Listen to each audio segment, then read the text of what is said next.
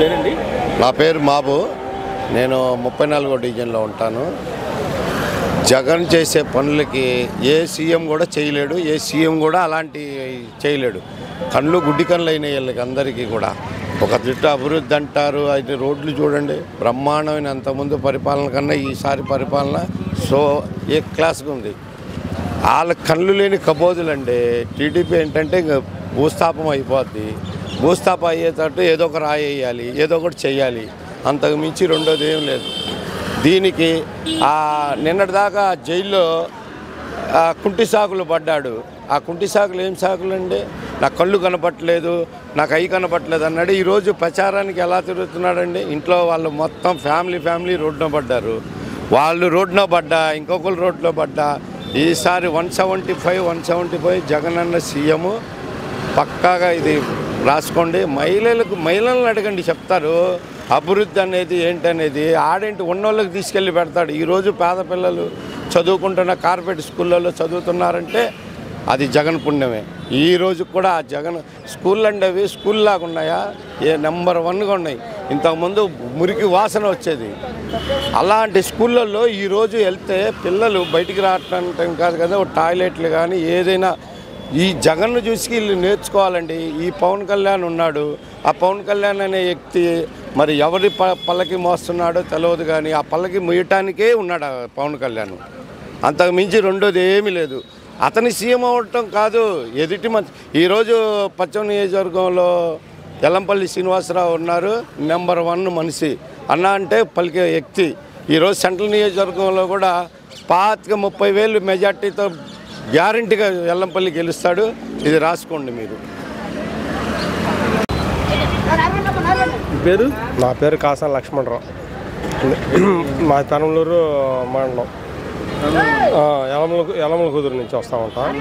Foods మార్కెట్కి మా హమాలీస్. మేము గవర్నమెంట్ తెలుగుదేశం గవర్నమెంట్ చూసి ఉన్నాం, వైఎస్ఆర్ పార్టీ గవర్నమెంట్ ఇప్పుడు చూస్తున్నాం.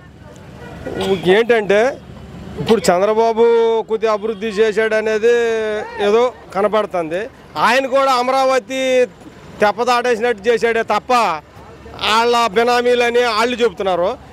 ఈ చంద్రబాబు మీద ఈ వైఎస్ ఏంటంటే వాళ్ళు బినామీలు ఉన్నారు కాబట్టి మూడు సార్లు రాజధాని అని చెప్పి ఈ నాటకం ఆడుతున్నాడు.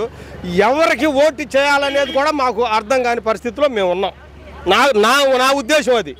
ఇప్పుడు వైఎస్ఆర్ పథకాలు ఇస్తున్నాడు జగన్మోహన్ రెడ్డి, కానీ అవి ఏంటంటే కొంతమందికి అందుతున్నాయి అంటున్నారు, కొంతమందికి అందట్లేదు అని అంటున్నారు. కాకపోతే విదేశీ విద్య కూడా జగన్మోహన్ రెడ్డి గారు 232 మందికి ఇచ్చాడు విదేశీ విద్య. ఆల్రెడీ మా అమ్మాయి చదువుతుంది విదేశీ విద్యలో. నాది వైట్ కార్డే, కానీ నేను ఎలిజిబిలిటీ ఆ కాలేజీలకి ఆయన ఒక పేర్లు ఇవ్వలేదు.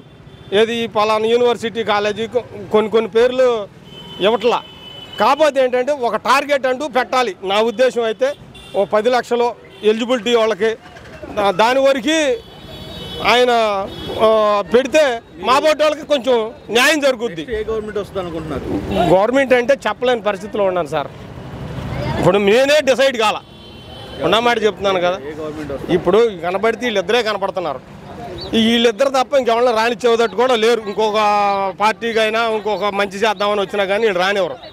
ఏం చేయాలని పరిస్థితిలో మేము ఉండం. అది మాకు చేసేది. మా పేరు అప్పలనాయుడు అండి. ఏంటి స్థానికంగా సమస్యలు ఏంటి? స్థానికంగా ఏమైనా సమస్యలు ఉన్నాయి? సమస్యలు చాలా ఉన్నాయండి. మార్కెట్కి బాగానే ఉంది. సరైన మెయిన్ స్పెషాలిటీ లేదు మార్కెట్కి. బాత్రూమ్లు అని ఏమైనా ఏది కానీ ఇది ప్రైవేట్ మార్కెట్ కదా, గవర్నమెంట్ దీన్ని పట్టించుకోవట్లేదు. పట్టించుకుంటే బాగానే ఉండని ఏది పట్టించుకోవట్లేదు. ఏ గవర్నమెంట్ వచ్చినా పట్టించుకోవట్లేదు. దానికి ముందు ఎమ్మెల్యే మీకు ఏమి హామీ కానీ ఎటువంటి ఏం లేదండి. వెల్లంపల్లి ఏం లేదు. గతంలో ఉన్న బొండ మాజీ ఎమ్మెల్యే ఉన్నారు, మరి ఆయన కూడా ఏం లేదండి. ఆయన లేదు, ఈయన లేదు. ఎవరు మీ మార్కెట్ అనేది ఎవరు పట్టించుకునే లేరు. నెక్స్ట్ ఏ గవర్నమెంట్ వస్తే బాగుంటున్నారు? మీకు ఏమైనా సంక్షేమ పథకాలు అందుతున్నాయా? మాకు సంక్షేమ పథకాలు అయితే జగన్ కూడా ఎత్తాను, టీడీపీలోనే అందినాయి, ఇందులోనే అందుతాయి. రెండింటిలోనే అంది. మాకైతే నెక్స్ట్ బీజేపీ వస్తే బాగుంటుంది అనుకుంటాను. బీజేపీ జనసేనతో బాగుంటుంది అనుకుంటాను.